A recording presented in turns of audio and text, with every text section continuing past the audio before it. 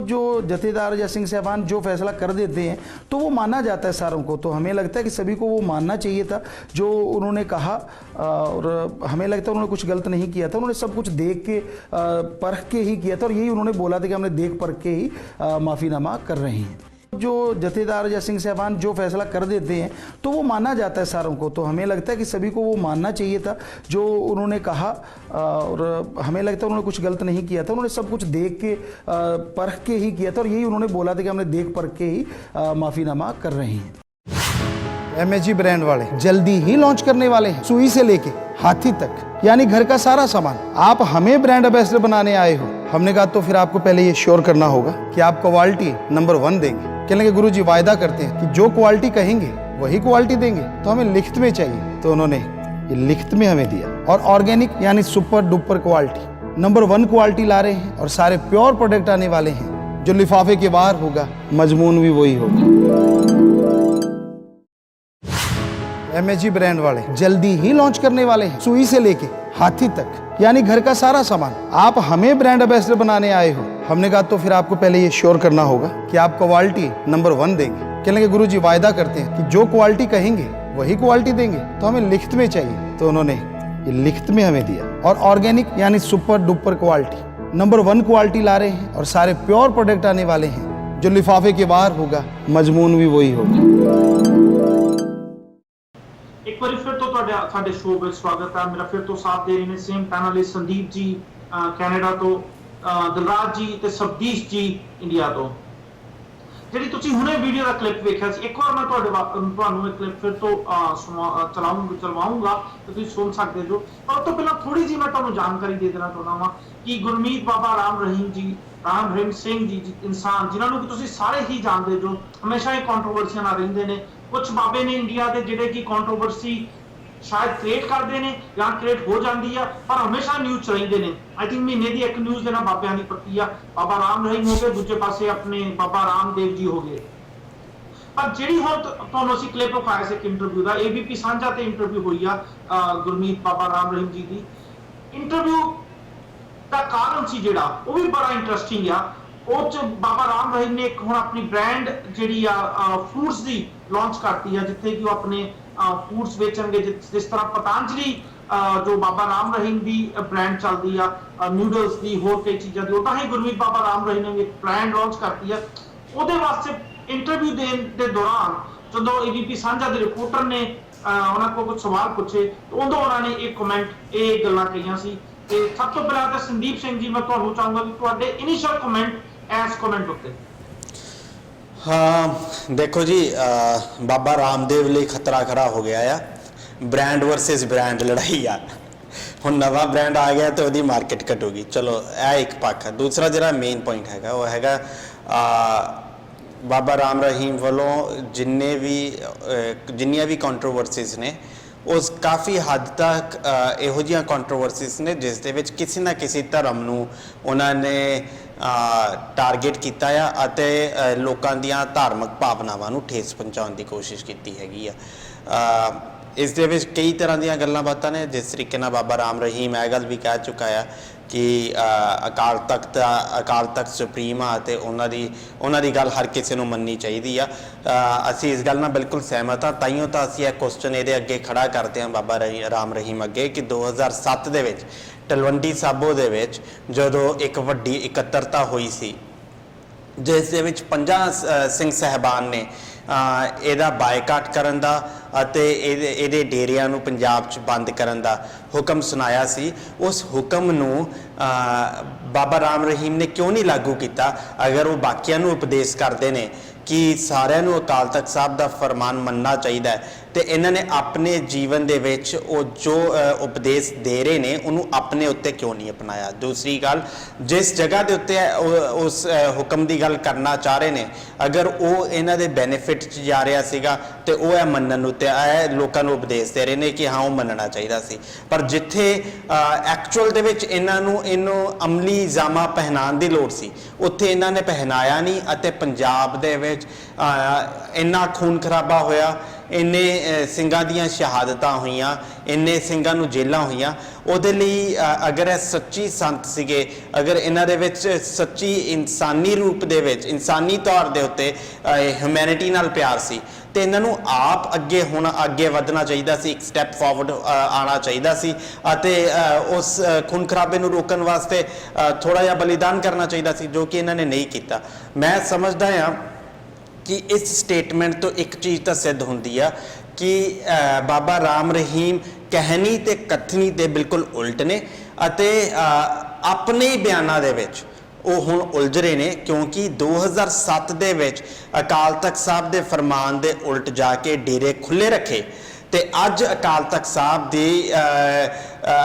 ਸਾਹਿਬ ਦੇ ਗਲਤ ਫੈਸਲੇ ਨੂੰ, ਜਿਹਨੂੰ ਸਿੱਖ ਕੌਮ ਨੇ ਕੰਡੈਮ ਕੀਤਾ ਅਤੇ ਅਕਾਲ ਤਖਤ ਸਾਹਿਬ ਨੇ ਫਿਰ ਦੇ ਜਥੇਦਾਰਾਂ ਨੇ ਫਿਰ ਉਸ ਗਲਤ ਡਿਸੀਜਨ ਨੂੰ ਵਾਪਸ ਲੈ ਕੇ ਸਹੀ ਡਿਸੀਜਨ ਅਨਾਉਂਸ ਕੀਤਾ। ਉਹ ਸਾਰਾ ਕੁਝ ਜਿਹੜਾ ਆ ਉਹਨੂੰ ਕਿਵੇਂ ਕਿਸ ਤਰੀਕੇ ਨਾਲ ਦੇਖਦੇ ਨੇ, ਉਹ ਵੀ ਸਾਰੀਆਂ ਗੱਲਾਂ ਇੰਪੋਰਟੈਂਟ ਨੇ। ਇੱਥੇ ਮੈਂ ਆਪਰੇਟਰ ਨੂੰ ਜ਼ਰੂਰ ਕਹੂੰਗਾ ਕਿ ਵੀਡੀਓ ਪਲੇ ਕਰ ਦੇਣ ਇੱਕ ਵਾਰ ਫਿਰ ਤੋਂ, ਉਸ ਤੋਂ ਬਾਅਦ ਆਪਾਂ ਗੱਲਬਾਤ ਜਾਰੀ ਰੱਖਦੇ ਹਾਂ। जो जथेदार या सिंह साहबान जो फैसला कर देते हैं तो वो माना जाता है सारों को, तो हमें लगता है कि सभी को वो मानना चाहिए था जो उन्होंने कहा, और हमें लगता है उन्होंने कुछ गलत नहीं किया था, उन्होंने सब कुछ देख के परख के ही किया था, और यही उन्होंने बोला था कि हमने देख परख के ही माफ़ीनामा कर रहे हैं। जो जथेदार या सिंह साहबान जो फैसला कर देते हैं तो वो माना जाता है सारों को, तो हमें लगता है कि सभी को वो मानना चाहिए था जो उन्होंने कहा, और हमें लगता है उन्होंने कुछ गलत नहीं किया था, उन्होंने सब कुछ देख के परख के ही किया था, और यही उन्होंने बोला था कि हमने देख परख के ही माफ़ीनामा कर रहे हैं। MSG ब्रांड वाले जल्दी ही लॉन्च करने वाले हैं, सुई से लेके हाथी तक, यानी घर का सारा सामान। आप हमें ब्रांड एम्बेसडर बनाने आए हो, हमने कहा तो फिर आपको पहले ये श्योर करना होगा कि आप क्वालिटी नंबर 1 देंगे। कहने गुरु जी वायदा करते हैं कि जो क्वालिटी कहेंगे वही क्वालिटी देंगे, तो हमें लिखित में चाहिए, तो उन्होंने ये लिखित में हमें दिया। और ऑर्गेनिक यानी super duper quality, number 1 quality ला रहे हैं, और सारे प्योर प्रोडक्ट आने वाले हैं। जो लिफाफे के बाहर होगा मजमून भी वही होगा। MSG ब्रांड वाले जल्दी ही लॉन्च करने वाले हैं, सुई से लेके हाथी तक, यानी घर का सारा सामान। आप हमें ब्रांड एम्बेसडर बनाने आए हो, हमने कहा तो फिर आपको पहले ये श्योर करना होगा कि आप क्वालिटी नंबर 1 देंगे। कहने गुरु जी वायदा करते हैं कि जो क्वालिटी कहेंगे वही क्वालिटी देंगे, तो हमें लिखित में चाहिए, तो उन्होंने ये लिखित में हमें दिया। और ऑर्गेनिक यानी super duper quality, number 1 quality ला रहे हैं, और सारे प्योर प्रोडक्ट आने वाले हैं। जो लिफाफे के बाहर होगा मजमून भी वही होगा। ਦੋਵੇਂ ਵੀਡੀਓ ਪਲੇ ਕੀਤੀਆਂ ਗਈਆਂ, ਤੁਸੀਂ ਦੋਵੇਂ ਵੀਡੀਓ ਵੇਖੀਆਂ। ਇੱਕ ਉਹ ਇੰਟਰਵਿਊ ਦਾ ਪਾਰਟ ਜਿੱਥੇ ਕਿ ਬਾਬਾ ਜੀ ਜਥੇਦਾਰਾਂ ਦੁਆਰਾ ਕੀਤੇ ਗਏ ਬਿਆਨ ਉੱਤੇ ਆਪਣੇ ਕਮੈਂਟ ਕਰ ਰਹੇ ਸੀ। ਦੂਜਾ ਜੋ ਗੁਰਮੀਤ ਰਾਮ ਰਹੀਮ ਜੀ ਨੇ ਨਵੀਂ ਬ੍ਰਾਂਡ ਖੋਲਿਆ ਵਾ MSG, ਉਹਦੇ ਬਾਰੇ ਉਹ ਵੀ ਤੁਸੀਂ ਵੀਡੀਓ ਦੇਖਿਆ। ਸਬਦੀਸ਼ ਜੀ, ਤੁਹਾਡੇ ਇਹਦੇ ਪੂਰੇ ਘਟਨਾਕ੍ਰਮ ਉੱਤੇ ਕੀ ਵਿਚਾਰ ਨੇ? ਸਬਦੀਸ਼ ਜੀ। ਹਾਂਜੀ, ਪਹਿਲੀ ਗੱਲ ਤਾਂ ਇਹ ਹੈ ਕਿ ਸੰਤ ਬਾਬਾ ਜੋ ਵੀ ਉਹਨਾਂ ਦੀ ਸ਼ਬਦ ਵਰਤਣਾ ਚਾਹੋ, ਮੇਰਾ ਸੱਚਾ ਸੌਦਾ ਦੀ ਸਹੀ ਸ਼ਬਦ ਮੈਂ ਇਸਤੇਮਾਲ ਕਰਨਾ ਚਾਹਾਂਗਾ। ਉਹਨਾਂ ਵੱਲੋਂ ਜਿਹੜੀ ਗੱਲ ਕਹੀ ਗਈ ਆ, ਪਹਿਲੀ ਗੱਲ ਤਾਂ ਇਹ ਹੈ ਕਿ ਇਹ ਕੋਈ ਨਵੀਂ ਗੱਲ ਨਹੀਂ ਹੈ।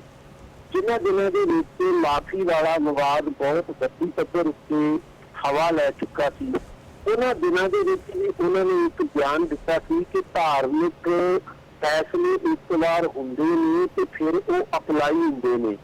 ਸਾਡੇ ਵੱਲੋਂ ਇਹ ਫੈਸਲਾ ਕੀਤਾ ਗਿਆ ਵਾ ਕਿ ਸਿੱਖਾਂ ਉੱਤੇ ਜਿਹੜੇ ਅਸੀਂ ਸਾਡੇ ਪ੍ਰੇਮੀਆਂ ਨੇ ਕੇਸ ਕੀਤੇ ਵਾਪਸ ਲੈ ਜਾਣਗੇ, ਅਸੀਂ ਉਹਦੇ ਉੱਤੇ ਕੰਟੀਨਿਊ ਕਰਾਂਗੇ।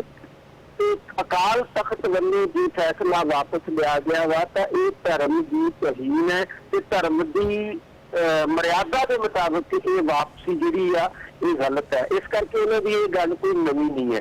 ਪਰ ਮੈਂ ਇੱਥੇ ਇੱਕ ਬੇਸਿਕ ਸਵਾਲ ਇਹ ਖੜਾ ਕਰਨਾ ਚਾਹੁੰਦਾ, ਮੇਰੇ ਜੇ ਦੂਸਰੇ ਦੋਸਤ ਮੈਨੂੰ ਉਹਦਾ ਸਹੀ ਜਵਾਬ ਦੇ ਸਕਣ, ਕਿਉਂਕਿ ਘੱਟੋ ਘੱਟ ਮੇਰੇ ਦਿਮਾਗ ਦੇ ਵਿੱਚ ਇੱਕ ਸਵਾਲ ਹੀ ਹੈ। ਉਹ ਗੁਰਮੁਖ ਦੇ ਅਸੂਲਾਂ ਮੁਤਾਬਕ ਕੀ ਕਿਸੇ ਨੂੰ ਇਸ ਕਿਸਮ ਦੀ ਸਜ਼ਾ ਦਿੱਤੀ ਜਾ ਸਕਦੀ ਹੈ ਕਿ ਉਹਦਾ ਬਾਈਕਾਟ ਕੀਤਾ ਜਾਵੇ? ਦੂਸਰੀ ਗੱਲ, ਧਰਮ ਦੇ ਅਸੂਲ ਮੁਤਾਬਕ, ਗੁਰਮਤ ਦੇ ਅਸੂਲ ਮੁਤਾਬਕ ਕੀ ਕੋਈ ਐਸੀ ਸੰਸਥਾ ਕ੍ਰੀਏਟ ਕੀਤੀ ਜਾ ਸਕਦੀ ਹੈ ਕਿ ਜਿਹੜੀ ਕਿਸੇ ਨੂੰ ਬਾਅਦ ਦੇ ਵਿੱਚ ਮਾਫ ਕਰ ਦੇਵੇ ਕੀ ਕੋਈ ਐਸੀ ਸੰਸਥਾ ਕ੍ਰੀਏਟ ਕੀਤੀ ਜਾ ਸਕਦੀ ਹੈ ਕਿ ਜਿਹੜੀ ਦਬਾਅ ਤੋਂ ਬਾਅਦ ਫਿਰ ਦੁਬਾਰਾ ਉਸ ਮਾਫੀ ਨੂੰ ਵੀ ਵਾਪਸ ਲੈ ਲਵੇ? ਇਹ ਵਿਵਾਦ ਆਪਣੇ ਆਪ ਦੇ ਵਿੱਚ ਬੜਾ ਦਿਲਚਸਪ ਹੈ ਕਿ ਪਹਿਲਾਂ ਤਾਂ ਤੁਸੀਂ ਮਾਫ ਕਰਦੇ ਹੋ, ਫਿਰ ਪਹਿਲਾਂ ਤਾਂ ਤੁਸੀਂ ਬਾਈਕਾਟ ਕਰਦੇ ਹੋ, ਫਿਰ ਮਾਫ ਕਰਦੇ ਹੋ, ਫਿਰ ਦੁਬਾਰਾ ਮਾਫੀ ਵਾਪਸ ਲੈ ਲੈਂਦੇ ਹੋ, ਫਿਰ ਤੁਹਾਨੂੰ ਕਦੇ ਕਦੇ ਲੱਗਦਾ ਉਹ ਗਲਤੀ ਹੈ। ਪਿਛਲੇ ਦਿਨ ਇਹ ਵੀ ਚਰਚਾ ਚੱਲ ਪਈ ਕਿ ਅਕਾਲ ਤਖਤ ਸਾਹਿਬ ਦੇ ਜਥੇਦਾਰ ਨੇ ਕਿਹਾ ਸੀ ਕਿ ਸਾਡੀ ਗਲਤੀ ਸੀ, ਅਸੀਂ ਇਹ ਫੈਸਲਾ ਕੀਤਾ। ਸ਼ਾਮ ਹੁੰਦੇ ਹੁੰਦੇ ਇਹ ਗੱਲ ਬਾਹਰ ਆ ਗਈ ਕਿ ਅਕਾਲ ਤਖਤ ਦੇ ਜਥੇਦਾਰ ਨੇ ਇਹ ਗੱਲ ਬਿਲਕੁਲ ਵੀ ਨਹੀਂ ਕਹੀ ਕਿ ਉਹਨਾਂ ਦੀ ਗਲਤੀ ਸੀ। ਮੇਰਾ ਖਿਆਲ ਇਹ ਗੱਲ ਗਲਤੀ ਉਹਨਾਂ ਨੂੰ ਦੁਹਰਾਉਣ ਦੀ ਵੈਸੇ ਜ਼ਰੂਰਤ ਵੀ ਨਹੀਂ ਸੀ। ਜਦੋਂ ਫੈਸਲਾ ਵਾਪਸ ਹੀ ਲੈ ਲਿਆ ਗਿਆ, ਗਲਤੀ ਤੇ ਉਹਦੇ ਵਿੱਚ ਹੀ ਸ਼ਾਮਲ ਹੋ ਗਈ ਕਿ ਸਾਡੇ ਕੋਲੋਂ ਗਲਤ ਫੈਸਲਾ ਹੋਇਆ ਸੀ। ਜਿਹਨੂੰ ਅਸੀਂ ਗੁਰਮਤਾ ਕਹਿੰਦੇ ਹਾਂ ਉਹ ਬਾਅਦ ਦੇ ਵਿੱਚ ਗਲਤ ਵੀ ਸਾਬਤ ਹੋ ਗਈ। ਇਹ ਆਪਣੇ ਆਪ 'ਚ ਬੜਾ ਦਿਲਚਸਪ ਸੀ। ਇਹ ਤੋਂ ਪਹਿਲਾਂ ਕਿ ਕੋਈ ਹੋਰ ਤੁਹਾਡੇ ਸਵਾਲਾਂ ਦਾ ਜਵਾਬ ਦੇਣਾ ਚਾਹੋਗੇ, ਮੈਂ ਦਿਲਰਾਜ ਜੀ ਨੂੰ ਜ਼ਰੂਰ ਕਹੂੰਗਾ ਕਿ ਆਪਣੇ ਇਨੀਸ਼ੀਅਲ ਕਮੈਂਟ ਪਲੀਜ਼ ਦੇं। ਦਿਲਰਾਜ ਜੀ। ਬਿਲਕੁਲ ਹਰਪ੍ਰੀਤ ਜੀ, ਇਹ ਮੇਰਾ ਪੂਰੀ ਕੱਲ ਇੰਟਰਵਿਊ ਹੋਈ ਹੈ, ਮੈਂ ਪੂਰੀ ਇੰਟਰਵਿਊ ਵੀ ਸੁਣ ਰਿਹਾ ਸੀਗਾ ਬਾਬਾ ਗੁਰਮੀਤ ਰਾਮ ਰਹੀਮ ਦੀ। ਉਹਦੇ ਵਿੱਚ ਉਹਨਾਂ ਨੇ ਦੋ ਚੀਜ਼ਾਂ ਮੇਨ ਕਹੀਆਂ। ਕਿਤੇ ਨਾ ਕਿਤੇ ਉਹਨਾਂ ਦੇ ਬਿਆਨ ਦੇ ਵਿੱਚ ਅਕਾਲੀ ਦਲ ਬੀਜੇਪੀ ਨੂੰ ਕਲੀਨ ਚਿੱਟ ਵੀ ਦੇ ਦਿੱਤੀ ਗਈ ਹੈ। ਮੈਂ ਉਹ ਬਿਆਨ ਇੱਕ ਵਾਰ ਦੁਹਰਾ ਦੇਣਾ ਚਾਹੁੰਦਾ ਆਪਣੇ ਦਰਸ਼ਕਾਂ ਨੇ ਵੀ ਤੇ ਆਪਣੇ ਸਾਥੀਆਂ ਲਈ ਵੀ। ਪਹਿਲੀ ਚੀਜ਼ ਤਾਂ ਉਹਨਾਂ ਨੇ ਜਿਹੜੀ ਕਹੀ ਹੈ ਉਹ ਇਹ ਕਹੀ ਹੈ ਕਿ ਉਹ ਬਚਪਨ ਤੋਂ ਹੀ ਗੀਤਾ ਉਹਨਾਂ ਦੇ ਘਰ ਸੀ। ਉਸ ਤੋਂ ਬਾਅਦ ਗੁਰੂ ਨਾਨਕ ਦੇਵ ਜੀ ਦੇ ਸਾਖੀਆਂ ਉਹਨਾਂ ਨੇ ਪੜ੍ਹੀਆਂ ਹੈਗੀਆਂ, ਗੁਰੂ ਗ੍ਰੰਥ ਸਾਹਿਬ ਜੀ ਪੜ੍ਹੇ ਉਹਨਾਂ ਨੇ, ਤੇ ਉਹਨਾਂ ਨੇ ਇਹ ਕਹਿਣ ਦੀ ਕੋਸ਼ਿਸ਼ ਕੀਤੀ ਹੈ ਕਿ ਮੈਂ ਇਹ ਸਾਰੀਆਂ ਚੀਜ਼ਾਂ ਵਿੱਚ ਪੜ੍ਹਿਆ ਕਿ ਅਕਾਲ ਤਖਤ ਸਾਹਿਬ ਦਾ ਜਿਹੜਾ ਫੈਸਲਾ ਹੁੰਦਾ ਉਹ ਸਭ ਤੋਂ ਸੁਪਰੀਮ ਹੁੰਦਾ। ਤੇ ਜੇ ਕਹਿੰਦੇ ਉਹਨਾਂ ਨੇ ਅਕਾਲ ਤਖਤ ਸਾਹਿਬ ਦੇ ਜਥੇਦਾਰਾਂ ਨੇ ਫੈਸਲਾ ਕਰਕੇ ਮੈਨੂੰ ਮਾਫ ਕਰ ਦਿੱਤਾ ਸੀਗਾ, ਤੇ ਉਹ ਮਾਫੀ ਪਿੱਛੇ 3 ਕਾਰਨ ਉਹਨਾਂ ਨੇ ਦੱਸਿਆ। ਪਹਿਲਾਂ ਉਹਨਾਂ ਨੇ ਦੱਸਿਆ ਕਿ ਮੈਂ ਇੱਕ ਵੀਡੀਓ ਜਿਹੜੀ ਕਲਿੱਪ ਸੀਗੀ ਜਿਹਦੇ ਵਿੱਚ ਉਹਨਾਂ ਨੇ ਵੇਸ਼ਭੂਸ਼ਾ ਗੁਰੂ ਗੋਬਿੰਦ ਸਿੰਘ ਜੀ ਦੀ ਪਾਈ ਸੀਗੀ, ਉਹ ਵਾਲਾ ਵੀਡੀਓ ਕਲਿੱਪ ਉੱਥੇ ਭੇਜਿਆ ਸੀ, ਉਹ ਵਾਲਾ ਆਡੀਓ ਕਲਿੱਪ ਭੇਜਿਆ ਸੀ, ਪਲੱਸ ਇੱਕ ਮਾਫੀਨਾਮਾ ਚਿੱਠੀ ਭੇਜੀ ਸੀਗੀ। ਤੇ ਉਹਦੇ ਬੇਸ ਤੇ ਮੈਨੂੰ ਮਾਫ ਕਰ ਦਿੱਤਾ ਗਿਆ ਸੀ ਤੇ ਕਿਸੇ ਨੂੰ ਵੀ ਉਹਦੇ ਅਗੇਂਸਟ ਆਵਾਜ਼ ਨਹੀਂ ਖੜੀ ਕਰਨੀ ਚਾਹੀਦੀ ਸੀ। ਜਿਹੜਾ ਦੂਜਾ ਇੰਟਰਸਟਿੰਗ ਚੀਜ਼ ਉਹਨਾਂ ਨੇ ਇੰਟਰਵਿਊ ਵਿੱਚ ਕਹੀ ਹੈ ਉਹ ਇਹ ਕਹੀ ਹੈ ਕਿ ਮੇਰੀ ਇਸ ਮਾਫੀ ਦੇ ਪਿੱਛੇ ਕੋਈ ਵੀ ਪੋਲੀਟੀਕਲ ਪਾਰਟੀ ਨਹੀਂ ਹੈਗੀ, ਨਾ ਹੀ ਮੈਂ ਇਸ ਮਾਫੀ ਤੋਂ ਪਹਿਲੇ ਕਿਸੇ ਵੀ ਪੋਲੀਟੀਕਲ ਪਾਰਟੀ ਦੇ ਕਿਸੇ ਸੀਨੀਅਰ ਆਗੂ ਨੂੰ ਮਿਲਿਆ ਵਾ। ਕਿਤੇ ਕਿਤੇ ਜਿਹੜੇ ਇੱਕ ਸਵਾਲ ਖੜੇ ਹੋਏ ਸੀ ਸ਼੍ਰੋਮਣੀ ਅਕਾਲੀ ਦਲ ਤੇ ਬੀਜੇਪੀ ਦੇ ਲੋਕਾਂ ਦੇ ਮਨਾਂ ਦੇ ਵਿੱਚ ਕਿ ਇਹਨਾਂ ਨੇ ਇਹ ਮਾਫੀ ਕਰਵਾਈ ਹੈ, ਉਹ ਵੀ ਉਹਨਾਂ ਨੇ ਕਲੀਨ ਕਰਨ ਦੀ ਕੋਸ਼ਿਸ਼ ਕੀਤੀ ਹੈਗੀ ਹੈ। ਉਹਨਾਂ ਭਾਈ ਹਾਂਜੀ ਮੈਂ ਤੇ ਐਕਚੁਅਲੀ ਇੱਥੇ ਗੁਰਮੀਤ ਰਾਮ ਰਹੀਮ ਜੀ ਨੂੰ ਥੈਂਕ ਯੂ ਆਖਣਾ ਚਾਹੂੰਗਾ। ਮੈਂ ਤੇ ਇਹ ਵੀ ਚਾਹੂੰਗਾ ਤੁਸੀਂ ਸਾਰੇ ਵੀ ਆਖੋ ਜੋ ਤੁਸੀਂ ਇੱਕ ਗੱਲ ਕੀਤੀ ਦਿਲਰਾਜ ਜੀ, ਜੋ ਉਹਨਾਂ ਨੇ ਆਖਿਆ ਕਿ ਮੈਂ ਗੀਤਾ ਪੜ੍ਹੀ ਆ, ਮੈਂ ਗੁਰੂ ਜੀ ਦੀ ਸਾਖੀਆਂ ਪੜ੍ਹੀਆਂ ਨੇ। ਐਟਲੀਸਟ ਇੱਕ ਗੱਲ ਤੇ ਬਾਬੇ ਨੇ ਮੰਨ ਲਈ ਕਿ ਉਹ ਜਾਣੀ ਜਾਣ ਨਹੀਂ, ਉਹਨੇ ਵੀ ਪੜ੍ਹਿਆ ਹੀ ਆ, ਕਿਉਂਕਿ ਆਮ ਤੌਰ ਤੇ ਬਾਬੇ ਆਖ ਦਿੰਦੇ ਕਿ ਉਹਨਾਂ ਨੂੰ ਉੱਤੋਂ ਹੀ ਗਿਆਨ ਹੋਇਆ ਵਾ। ਇਹ ਗੱਲ ਤੇ ਇਸ ਬਾਬੇ ਨੇ ਮੰਨ ਲਈ, ਜਾਂ ਕਹਿ ਸਕਦੇ ਹੋ ਇਸ ਕਮੈਂਟ ਤੋਂ ਇਹ ਗੱਲ ਬਾਬੇ ਸਾਹਮਣੇ ਆ ਗਈ ਕਿ ਬਾਬੇ ਨੇ ਪੜ੍ਹਿਆ ਵਾ, ਇਹ ਜਾਣੀ ਜਾਣ ਨਹੀਂ ਆ। ਅਜੀਤ ਜੀ ਦੇਖੋ ਹਾਂਜੀ ਜੀ ਹਾਂ, ਗੱਲ ਇਸ ਤਰ੍ਹਾਂ ਹੈ ਤੇ ਗੱਲ ਤਾਂ ਥੋੜੀ ਬਹੁਤ ਤੁਸੀਂ ਬਹੁਤ ਇੰਟਰਸਟਿੰਗ ਕਹੀ ਹੈ ਕਿ ਬਾਬੇ ਨੇ ਇਹ ਮੰਨ ਲਿਆ ਕਿ ਉਹ ਰੱਬੀ ਗਿਆਨ ਨਹੀਂ ਹੋਇਆ ਹੈਗਾ, ਪਰ ਗੱਲ ਤਾਂ ਇਹ ਨਹੀਂ ਗੱਲ ਹੈਗੀ। ਗੱਲ ਗਿਆਨ ਉਹਨੂੰ ਕਿਤੋਂ ਵੀ ਹੋ ਗਿਆ।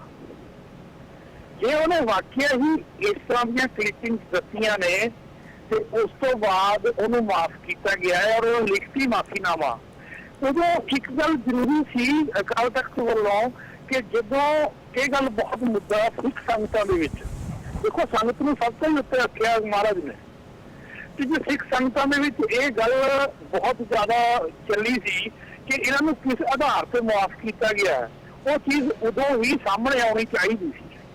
ਠੀਕ ਹੈ, ਮੈਂ ਨਹੀਂ ਕਹਿੰਦਾ ਕਿ ਉਹਨੇ ਭੇਜਿਆ ਜਾਂ ਨਹੀਂ ਭੇਜਿਆ, ਪਰ ਜਦੋਂ ਉਹ ਸਾਹਮਣੇ ਨਹੀਂ ਆਇਆ ਤਾਂ ਲੋਕਾਂ ਦਾ ਰੋਸ ਜਿਹੜਾ ਹੈਗਾ ਉਸ ਚੀਜ਼ ਵਾਸਤੇ ਬਹੁਤ ਜ਼ਿਆਦਾ ਵਧਿਆ ਸੀ ਕਿ ਇਹਨੂੰ ਅਸੀਂ ਬੈਠੇ ਨੂੰ, ਉਹ ਘਰ ਬੈਠਾ ਤੇ ਤੁਸੀਂ ਘਰ ਬੈਠੇ ਨੂੰ ਆਪਣੀ ਮਰਜ਼ੀ ਨਾਲ ਮਾਫ ਕਰੀ ਜਾਂਦੇ ਹੋ। ਜੇ ਉਹਨੇ ਕੋਈ ਗਰਾਊਂਡ ਦਿੱਤਾ ਸੀ ਤਾਂ ਉਹ ਸਾਹਮਣੇ ਆਉਣਾ ਚਾਹੀਦਾ ਸੀ, ਸ਼ਾਇਦ ਲੋਕਾਂ ਦੇ ਹਿਰਦੇ ਕੁਝ ਇਤਨਾ ਸ਼ਾਂਤ ਹੁੰਦੇ ਕਿ ਉਹਨੇ ਵਾਕਿਆ ਹੀ ਮਾਫੀ ਮੰਗੀ ਤਾਂ ਉਹਨੂੰ ਮਾਫ ਕੀਤਾ ਗਿਆ। ਦੂਸਰੀ ਗੱਲ ਇਹ ਚੀਜ਼ ਬੜੀ ਮਤਲਬ ਇੱਕ ਚਿੰਤਾ ਵਾਲੀ ਲੱਗਦੀ ਹੈ ਕਿ ਉਸ ਗੱਲ ਨੂੰ ਤਾਂ ਉਹ ਕਹਿੰਦਾ ਕਿ ਮੰਨ ਲੈਣਾ ਚਾਹੀਦਾ ਕਿ ਮੈਨੂੰ ਮਾਫ ਕਰ ਦਿੱਤਾ ਹੈ। ਜੇ ਇੰਨਾ ਹੀ ਸਤਿਕਾਰ ਸੀ ਪਹਿਲਾਂ ਤਾਂ ਉਹਨੂੰ ਇਹੋ ਜਿਹੀਆਂ ਗੱਲਾਂ ਨਹੀਂ ਸੀ ਕਰਨੀਆਂ ਚਾਹੁੰਦੀਆਂ ਜਿਹੜੀਆਂ ਅਕਾਲ ਤਖਤ ਦੇ ਉੱਤੇ ਜਾ ਕੇ ਸਵਾਲ ਉਠਾਏ ਜਾ ਸਕਦੇ ਸੀ ਕਿਸੇ ਵੱਲੋਂ। ਤੇ ਫਿਰ ਹੁਣ ਜੇ ਉਹਨੂੰ ਨਹੀਂ ਮਾਫ ਕੀਤਾ, ਦੁਬਾਰਾ ਉਹਦੀ ਮਾਫੀ ਵਾਪਸ ਲੈ ਲਈ ਹੈ, ਰੀਅਲੀ ਜੇ ਉਹ ਬੰਦਾ ਸਿੰਸੀਅਰ ਹੈ ਤਾਂ ਉਹਨੇ ਮੰਨ ਲੈਣਾ ਚਾਹੀਦਾ ਕਿ ਜਿਹੜਾ ਮੈਨੂੰ ਮਾਫੀ ਨਹੀਂ ਮੇਰੀ ਵਾਪਸ ਲੈ ਲਈ ਹੈ, ਮੈਂ ਉਹਨੂੰ ਵੀ ਖਿੜੇ ਬੱਚੇ ਮੰਨਦਾ ਤੇ ਮੈਂ ਦੁਬਾਰਾ ਇਹ ਚੀਜ਼ ਆਪਣੀ ਅਪੀਲ ਕਰਦਾ, ਆਪਣੀ ਅਪੀਲ ਜਿਹੜੀ ਹੈਗੀ ਉਹ ਅਕਾਲ ਤਖਤ ਨੂੰ ਭੇਜਦਾ ਹੈ ਕਿ ਮੇਰੇ ਜਿਹੜੇ ਵਿਸ਼ਾ ਹੈ ਮੇਰੇ ਜੋ ਵੀ ਮੇਰੇ ਤੇ ਦੋਸ਼ ਨੇ ਉਹਨਾਂ ਨੂੰ ਦੁਬਾਰਾ ਵਿਚਾਰ ਕੇ ਮਾਫੀ ਦਿੱਤੀ ਜਾਵੇ। ਤੇ ਮੇਰਾ ਖਿਆਲ ਹੈ ਕਿ ਉਹ ਇਸ ਪੱਖ ਤੋਂ ਦੁਬਾਰਾ ਅਕਾਲ ਤਖਤ ਦੇ ਸਾਹਮਣੇ ਪੇਸ਼ ਹੋਣ ਨੂੰ, ਚਾਹੇ ਉਹ ਆਪਣੇ ਨੁਮਾਇੰਦਿਆਂ ਦੇ ਰਾਹੀਂ ਆਪਣੇ ਦਸਤਾਵੇਜ਼ ਭੇਜਦਾ ਜਾਂ ਆਪ ਆਉਂਦਾ, ਤੇ ਮੇਰਾ ਖਿਆਲ ਹੈ ਉਸ ਚੀਜ਼ ਨੂੰ ਸਾਰਾ ਹੀ ਸਿੱਖ ਜਗਤ ਤੇ ਬਾਕੀ ਲੋਕੀ ਵੀ ਜਿਹੜੇ ਇਹਦੇ ਨਾਲ ਸੰਬੰਧਿਤ ਨੇ ਉਹ ਉਸ ਚੀਜ਼ ਦੇ ਨਾਲ ਇੱਕ ਆਪਣੇ ਆਪ ਨੂੰ ਸੈਟੀਸਫਾਈ ਮਹਿਸੂਸ ਕਰਦੇ ਕਿ ਹਾਂ ਉਹ ਬੰਦਾ ਵਾਕਿਆ ਹੀ ਅਕਾਲ ਤਖਤ ਦਾ ਸਤਿਕਾਰ ਕਰਦਾ। ਸੋ ਉਹਦੀ ਇਹ ਗੱਲ ਕਹਿਣ ਨਾਲ ਕਿ ਉਹ ਫੈਸਲਾ ਅਟਲ ਹੈ ਤੇ ਜਿਹੜਾ ਵਾਪਸੀ ਦਾ ਫੈਸਲਾ ਅਟਲ ਨਹੀਂ ਹੈਗਾ, ਇਹ ਚੀਜ਼ ਉਹਦੇ ਵਿੱਚ ਕੋਈ ਲੋਕਾਂ ਨੂੰ ਮੈਨੂੰ ਨਹੀਂ ਲੱਗਦਾ ਕਿ ਅਪੀਲ ਕਰਦੀ ਹੈ ਜਿਹਦੇ ਨਾਲ ਕੁਝ ਮਨਾਂ ਨੂੰ ਕੋਈ ਸ਼ਾਂਤੀ ਹੋਵੇ, ਅੱਗੇ ਵਾਸਤੇ ਭਾਈਚਾਰੇ ਦੇ ਵਿੱਚ ਸ਼ਾਂਤੀ ਵੱਧ ਸਕਦੀ ਹੈ। ਮੈਨੂੰ ਉਹਦੇ ਵਿੱਚ ਇੰਨੀ ਕੋਈ ਬਹੁਤੀ ਆਸ਼ਾਵੰਦ ਨਹੀਂ ਹੈਗਾ। ਜੇ ਰੀਅਲੀ ਇਸ ਚੀਜ਼ ਵਾਸਤੇ ਸਿੰਸੀਅਰ ਹੈ ਔਰ ਅਕਾਲ ਤਖਤ ਦਾ ਤੇ ਸਿੱਖਾਂ ਦੀਆਂ ਭਾਵਨਾਵਾਂ ਦਾ ਸਤਿਕਾਰ ਕਰਦਾ ਹੈ ਤਾਂ ਉਹ ਇਸ ਗੱਲ ਤੋਂ ਬਜਿੱਦ ਹੋਣ ਦੀ ਬਜਾਏ ਉਹਨੂੰ ਦੁਬਾਰਾ ਆਪਣੀ ਅਪੀਲ ਅਕਾਲ ਤਖਤ ਤੇ ਭੇਜਣੀ ਚਾਹੀਦੀ ਹੈ। ਜੀ ਸੰਦੀਪ ਜੀ। ਹਾਂਜੀ, ਕਈ ਪੁਆਇੰਟਸ ਨੇ, ਉਹਨਾਂ ਸਾਰਿਆਂ ਨੂੰ ਥੋੜਾ ਰੱਖਣ ਦੀ ਕੋਸ਼ਿਸ਼ ਕਰਾਂਗਾ। ਪਹਿਲੀ ਗੱਲ ਤਾਂ ਜਿਹੜਾ ਇਹ ਗੱਲ ਕਹੀ ਗਈ ਆ ਦਿਲਰਾਜ ਜੀ ਉਹਨਾਂ ਨੇ ਉਸ ਅਖੌਤੀ ਬਾਬੇ ਦੀ ਕਹਾਣੀ ਦੱਸੀ ਆ ਕਿ ਉਹ ਇਹ ਗੱਲ ਕਹਿ ਰਿਹਾ ਆ ਕਿ ਮੈਂ ਗੁਰੂ ਨਾਨਕ ਸਾਹਿਬ ਦੀਆਂ ਸਾਖੀਆਂ ਪੜ੍ਹੀਆਂ ਨੇ, ਮੈਂ ਗੀਤਾ ਪੜ੍ਹੀ ਹੈ ਅਤੇ ਮੈਂ ਗੁਰੂ ਗ੍ਰੰਥ ਸਾਹਿਬ ਦਾ ਪਾਠ ਕੀਤਾ ਆ। ਮੈਂ ਇੱਥੇ ਇੱਕ ਕੋਟ ਕਰਨਾ ਚਾਹਾਂਗਾ ਕਿ ਪੜ੍ਹ ਪੜ੍ਹ ਗੱਦੀ ਲੱਦੀ ਹੈ। ਇੱਥੇ ਇਹ ਜਿਹੜੀ ਤੁਕ ਹੈ ਬਿਲਕੁਲ ਢੁਕਵੀਂ ਆ ਇਸ ਜਗ੍ਹਾ ਦੇ ਉੱਤੇ ਕਿ ਪੜ੍ਹਨ ਦੇ ਇਕੱਲੇ ਉਹਨੂੰ ਪੜ੍ਹ ਪੜ੍ਹ ਕੇ ਤੁਸੀਂ ਆਪਣਾ ਭਾਰ ਹੀ ਵਧਾਇਆ ਆ, ਪਰ ਪੱਲੇ ਕੁਛ ਨਹੀਂ ਪਾਇਆ ਆ। ਅਗਰ ਕਿਨਕਾ ਇੱਕ ਜਿਸ ਜੀ ਬਸਾਵੇ ਤਾਂ ਕਿ ਮਹਿਮਾ ਗਨੀ ਨਾ ਆਵੇ, ਅਗਰ ਉਹ ਇੰਨਾ ਕੁਛ ਪੜ੍ਹਨ ਦੀ ਬਜਾਏ ਅਗਰ ਉਸ ਤੋਂ ਸਿਰਫ ਕਿਨਕਾ ਜਿਹਾ ਹੀ ਆਪਣੇ ਜੀਵਨ 'ਚ ਪਾ ਲਿਆ ਹੁੰਦਾ ਤਾਂ ਸ਼ਾਇਦ ਪੰਜਾਬ ਦੇ ਵਿੱਚ ਇੰਨਾ ਖੂਨ ਖਰਾਬਾ ਨਾ ਹੁੰਦਾ, ਸ਼ਾਇਦ ਇੰਨੇ ਨੌਜਵਾਨਾਂ ਨੂੰ ਜੇਲ੍ਹਾਂ 'ਚ ਨਾ ਜਾਣਾ ਪੈਂਦਾ। ਦੂਸਰੀ ਗੱਲ ਜਿਹੜੀ ਸਵਦੀਸ਼ ਜੀ ਉਹਨਾਂ ਨੇ ਕੀਤੀ, ਮੈਂ ਸਮਝ ਰਿਹਾ ਹਾਂ ਕਿ ਸਵਦੀਸ਼ ਜੀ ਕਿਸ ਪਾਸੇ ਨੂੰ ਗੱਲ ਕਰ ਰਹੇ ਸਨ। ਅਸੀਂ ਸ਼ਰੇਆਮ ਇਸ ਗੱਲ ਨੂੰ ਮੰਨਦੇ ਹਾਂ ਕਿ ਅਕਾਲ ਤਖਤ ਸਾਹਿਬ ਦੇ ਵਿੱਚ ਝੂਠੇ ਸੌਦੇ ਵਾਲੇ ਜਿਹੜਾ ਫੈਸਲਾ ਸੀ ਉਹ ਗਲਤ ਫੈਸਲਾ ਲਿੱਤਾ ਗਿਆ ਸੀ ਅਤੇ ਇਹ ਗਲਤੀ ਨਹੀਂ ਸੀ ਹੋਣੀ ਚਾਹੀਦੀ।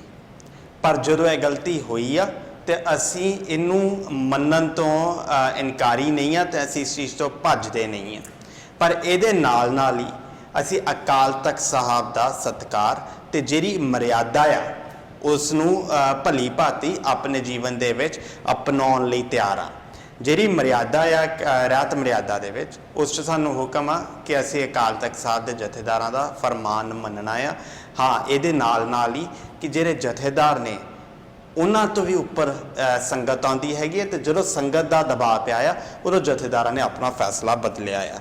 ਤੀਸਰੀ ਗੱਲ ਜਿਹੜੀ ਅਜੀਤ ਜੀ ਨੇ ਕੀਤੀ ਉਸ 'ਚ ਇਹ ਹੈ ਕਿ ਝੂਠੇ ਸੌਦੇ ਨੇ ਚਿੱਠੀ ਭੇਜੀ ਸੀਗੀ। ਅਸੀਂ ਸਾਰਿਆਂ ਨੇ ਉਦੋਂ ਵੀ ਇਸੇ ਚੈਨਲ ਦੇ ਉੱਤੇ ਡਿਸਕਸ਼ਨ ਕੀਤੀ ਸੀ। ਉਸ ਚਿੱਠੀ ਦੇ ਵਿੱਚ ਕਿਤੇ ਵੀ ਮਾਫੀ ਲਫ਼ਜ਼ ਮੈਨੂੰ ਨਹੀਂ ਨਜ਼ਰ ਆਇਆ। ਆਪਾਂ ਉਦੋਂ ਵੀ ਟੀਵੀ ਦੇ ਉੱਤੇ ਡਿਸਕਸ ਕੀਤਾ, ਮੈਨੂੰ ਲੱਗਦਾ ਆਪ ਸਾਰਿਆਂ ਨੂੰ ਯਾਦ ਹੋਵੇਗਾ ਕਿ ਉਹ ਪੂਰੀ ਲੈਟਰ ਦੇ ਵਿੱਚ ਕਿਤੇ ਮਾਫੀ ਲਫ਼ਜ਼ ਨਹੀਂ ਸੀ ਨਜ਼ਰ ਆਉਂਦਾ।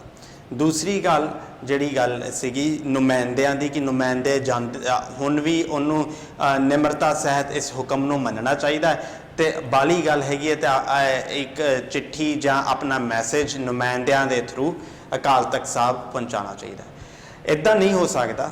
ਗੱਲ ਅਗਰ ਉਹ ਸੱਚੀ ਸਮਝਦਾ ਹੈ ਕਿ ਹਾਂ ਅਗਰ ਉਹਨੂੰ ਆਪਣੀ ਗਲਤੀ ਦਾ ਸੱਚੀ ਅਹਿਸਾਸ ਹੈ ਤੇ ਉਹਨੂੰ ਚਾਹੀਦਾ ਆ ਕਿ ਇੱਕ ਨਿਮਰਤਾ ਨਾਲ ਭਰਿਆ ਹੋਇਆ ਇਨਸਾਨ, ਕਿਉਂਕਿ ਉਹ ਆਪਣੇ ਆਪ ਨੂੰ ਧਾਰਮਿਕ ਅਖਵਾਉਂਦਾ ਆ ਤੇ ਅਗਰ ਇੰਨਾ ਹੀ ਧਰਮੀ ਆ ਤਾਂ ਉਹਨੂੰ ਨਿਮਰਤਾ ਦਾ ਭਰਿਆ ਹੋਇਆ ਹੋਣਾ ਚਾਹੀਦਾ ਆ ਅਤੇ ਉਹਨੂੰ ਗੁਰੂ ਰਾਮਦਾਸ ਦੀ ਨਗਰੀ ਦੇ ਵਿੱਚ ਆ ਕੇ ਗੁਰੂ ਹਰਗੋਬਿੰਦ ਸਾਹਿਬ ਦੇ ਤਖਤ ਦੇ ਉੱਤੇ ਆ ਕੇ ਪੇਸ਼ ਹੋਵੇ ਤੇ ਉੱਥੇ ਆ ਕੇ ਆਪਣਾ ਪੱਖ ਰੱਖੇ। ਉਸ ਤੋਂ ਬਾਅਦ ਚੋਂ ਉਹਦੇ ਉੱਤੇ ਜੋ ਸਜ਼ਾ ਲੱਗਣੀ ਆ ਜਾਂ ਜੋ ਵੀ ਫਰਮਾਨ ਆਉਣਾ ਆ ਉਹ ਉਸ ਮੌਕੇ ਤੇ ਦੇਖਿਆ ਜਾ ਸਕਦਾ ਆ, ਉਹ ਪੰਜ ਡਿਸਾਈਡ ਕਰਨਗੇ।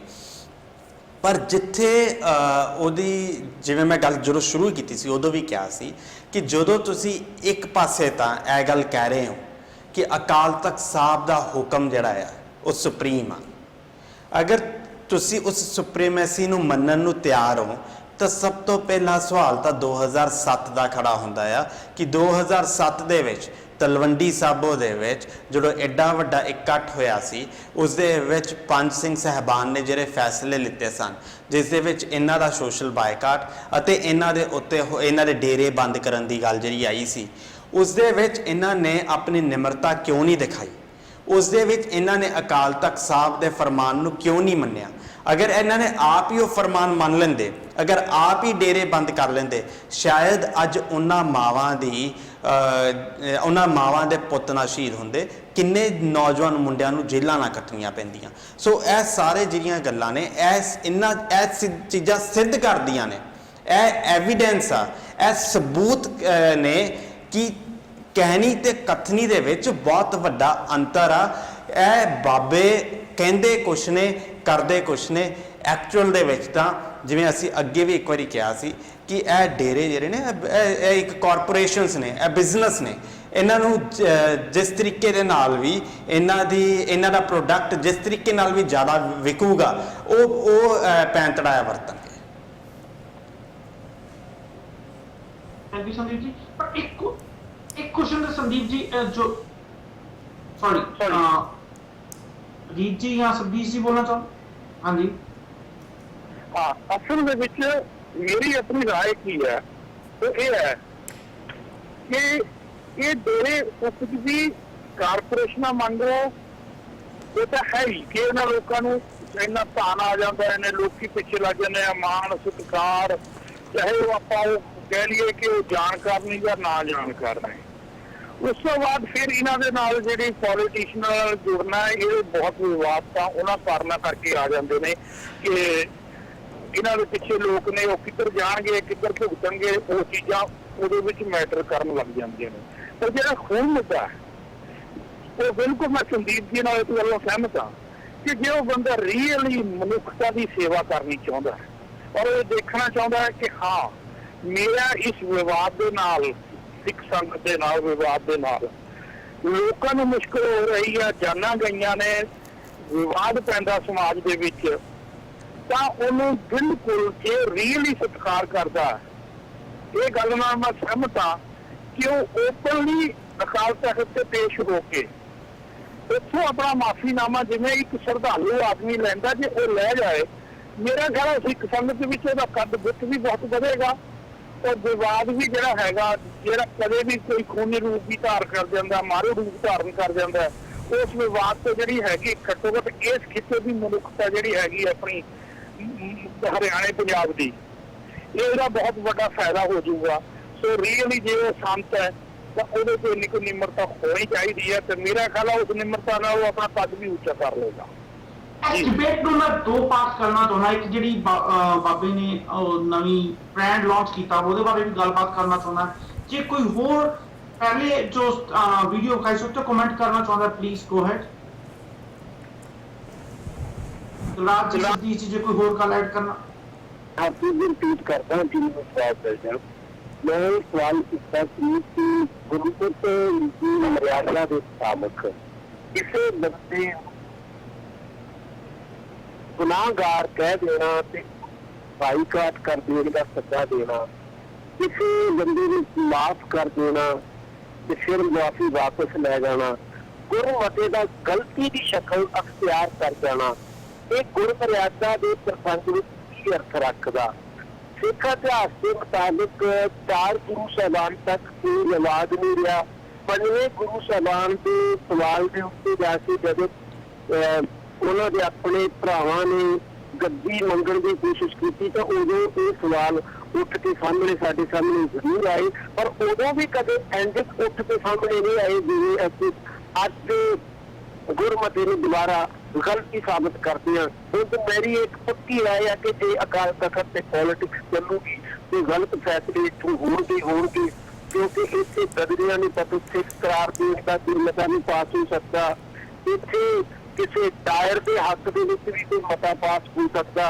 इत्थे और भी बड़ा कुछ हो सकता एक मामला नहीं वापरिया कि इत्थे विवाद हो सके बड़े मामले वापरे ने कदे ये भी दौर आया कि सरदार बादल ने उसे बुलाया गया कि ਰਣਜੀਤ ਸਿੰਘ ਉਦੋਂ ਜਥੇਦਾਰ ਸਨ ਅਕਾਲ ਤਖਤ ਦੀ, ਤੇ ਉਦੋਂ ਇੱਕ ਬਹੁਤ ਵੱਡਾ ਉਹ ਇਕੱਠ ਲੈ ਕੇ ਗਏ।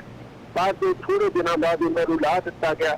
ਤੇ ਅੱਜ ਵੀ ਭਾਈ ਰਣਜੀਤ ਸਿੰਘ ਜਥੇਦਾਰ ਨਾਲੋਂ ਵੱਧ ਇੱਕ ਪੋਲੀਟੀਕਲ ਬੰਦੇ ਵਾਂਗੂ ਐਂਟੀ ਬਾਦਲ ਆਪਣੀ ਬਿਆਨ ਦਿੰਦੇ ਨੇ।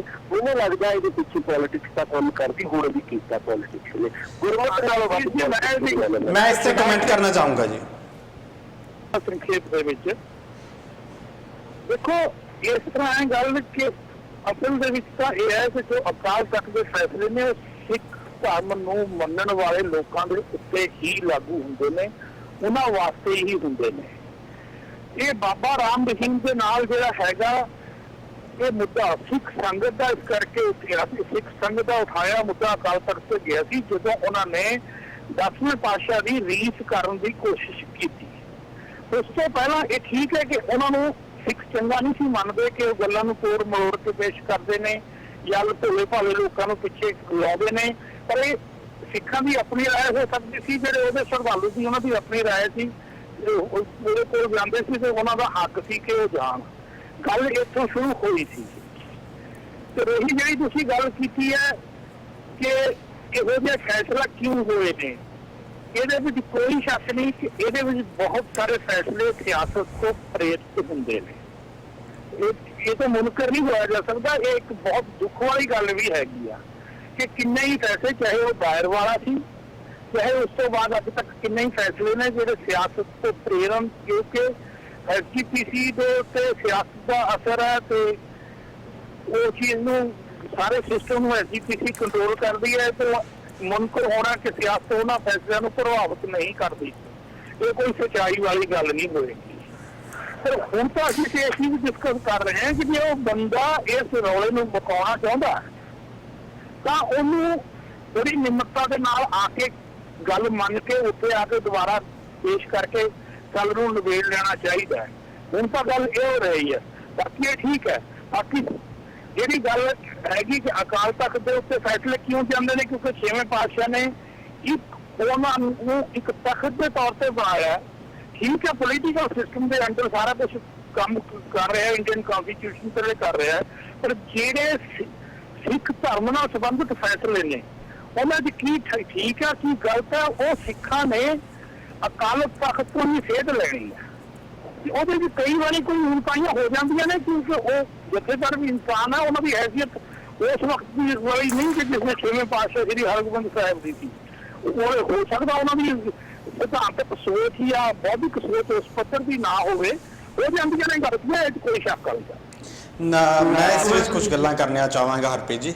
ਪਹਿਲੀ ਗੱਲ ਤਾਂ ਸਿਵਦੇਸ਼ ਜੀ ਉਹਨਾਂ ਨੇ ਪਹਿਲਾਂ ਵੀ ਗੁਰਮਤਿ ਦੀ ਗੱਲ ਕੀਤੀ, ਉਸ ਤੋਂ ਬਾਅਦ ਚੋਂ ਅਕਾਲ ਤਖਤ ਸਾਹਿਬ ਦੇ ਕੰਮ ਕਰਨ ਦੇ ਤਰੀਕੇ ਦੇ ਉੱਤੇ ਤੇ ਗਲਤ ਫੈਸਲੇ ਜਿਹੜੇ ਹੋਏ ਆ ਉਹਨਾਂ ਵਿੱਚ ਕਈ ਐਗਜ਼ਾਮਪਲਸ ਉਹਨਾਂ ਨੇ ਊਟ ਸਿੰਘ ਵਾਲੀ ਤੇ ਹੋਰ ਕਈ ਐਗਜ਼ਾਮਪਲਸ ਜਿਹੜੀਆਂ ਨੇ ਉਹ ਦਿੱਤੀਆਂ ਨੇ। ਮੇਰਾ ਕਹਿਣਾ ਇਹ ਹੈ ਇਸ ਦੇ ਉੱਤੇ ਕਿ ਅਕਾਲ ਤਖਤ ਜਿਹੜਾ ਆ ਉਹ ਸੁਪਰੀਮ ਆ, ਉਹ ਤਖਤਾਂ ਦਾ ਤਖਤ ਆ, ਉਹ ਦੁਨਿਆਵੀ ਤਖਤਾਂ ਤੋਂ ਉੱਪਰ ਆ। ਹੋਰ ਇਸ ਦੇ ਵਿੱਚ ਜਦੋਂ ਵੀ ਕਈ ਵਾਰੀ ਆਪਾਂ ਇਹ ਗੱਲ ਕਰ ਚੁੱਕੇ ਹਾਂ, ਸਿਵਦੇਸ਼ ਜੀ ਬਾਰ-ਬਾਰ ਉਹ ਗੱਲ ਕਹਿੰਦੇ ਆ, ਮੈਂ ਆਪਣਾ ਜਿਹੜਾ ਤੱਥ ਆ ਉਹ ਬਾਰ-ਬਾਰ ਆਖਦਾ ਆ ਕਿ ਧਰਮ ਅਧੀਨ ਰਾਜ ਦਾ ਜਿਹੜਾ ਸੰਕਲਪ ਆ ਉਹ ਅਕਾਲ ਤਖਤ ਤੋਂ ਮਿਲਦਾ ਆ ਤੇ ਧਰਮ ਅਧੀਨ ਰਾਜ ਹੋਣਾ ਚਾਹੀਦਾ ਆ। ਸਾਡੀ ਅੱਜ ਦੀ ਜਿਹੜੀ ਤਰਾਸਦੀ ਆ ਉਹ ਇਹ ਆ ਕਿ ਰਾਜ ਅਧੀਨ ਧਰਮ ਹੋਇਆ ਆ, ਪਰ ਇਸ ਦੇ ਨਾਲ ਮੀਰੀ ਤੇ ਪੀਰੀ ਦੇ ਸਿਧਾਂਤ ਨੂੰ ਤੁਸੀਂ ਖਤਮ ਨਹੀਂ ਕਰ ਸਕਦੇ ਹੋ, ਕਿਉਂਕਿ ਉਹਦਾ ਜਿਹੜਾ ਮੋਟੋ ਆ ਉਹ ਧਰਮ ਅਧੀਨ ਰਾਜ ਦਾ ਆ, ਨਾ ਕਿ ਰਾਜ ਅਧੀਨ ਧਰਮ ਦਾ। ਇਹ ਇੱਕ ਬਹੁਤ ਬਰੀਕ ਲਾਈਨ ਆ, ਪਰ ਇਹਨੂੰ ਸਮਝਣ ਦੀ ਲੋੜ ਹੈਗੀ ਆ। ਦੂਸਰੀ ਗੱਲ ਕਿ ਗਲਤ ਫੈਸਲੇ ਹੋਏ, ਜਿੰਨਾ ਸਿਨੈਰੀਓਸ ਕਰਕੇ ਹੋਏ, ਅਸੀਂ ਉਸ ਤੋਂ ਮਨੁੱਕਰ ਨਹੀਂ ਹੁੰਦੇ, ਹੋਏ ਐਕਸੈਪਟ ਕਰਦੇ ਹਾਂ, ਪਰ ਉਹਦੇ ਨਾਲ ਅਸੀਂ ਅਕਾਲ ਤਖਤ ਸਾਹਿਬ ਦੀ ਮਰਿਆਦਾ ਤੇ ਅਕਾਲ ਤਖਤ ਸਾਹਿਬ ਦੇ ਸਤਿਕਾਰ ਤੇ ਜਥੇਦਾਰਾਂ ਦੀ ਹੋਂਦ ਨੂੰ ਅਸੀਂ ਬਿਲਕੁਲ ਖਤਮ ਨਹੀਂ ਕਰ ਸਕਦੇ। ਠੀਕ ਹੈ, ਉਸ ਦੇ ਵਿੱਚ ਅੱਜ ਦੇ ਕਾਲ ਦੇ ਵਿੱਚ ਜਦੋਂ ਉੱਥੇ ਕਿਸੇ ਸਮੇਂ ਦੇ ਉੱਤੇ ਮਸੰਦਾ ਦਾ ਕਬਜ਼ਾ ਰਿਹਾ ਆ, ਅੱਜ ਇਹਨਾਂ ਦਾ ਕਬਜ਼ਾ ਆ। ਸੋ ਇਹ ਸਮਾਂ ਦੱਸੇਗਾ ਕਿ ਇਹਨਾਂ ਦੇ ਵਿੱਚ ਕੀ ਚੇਂਜਿਸ ਲਿਆਉਣ ਦੀ ਲੋੜ ਆ ਜਿਹਦੇ ਨਾਲ ਇਹ ਜਿਹੜਾ ਵਰਕਿੰਗ ਸਟਾਈਲ ਆ ਸਹੀ ਹੋਵੇ।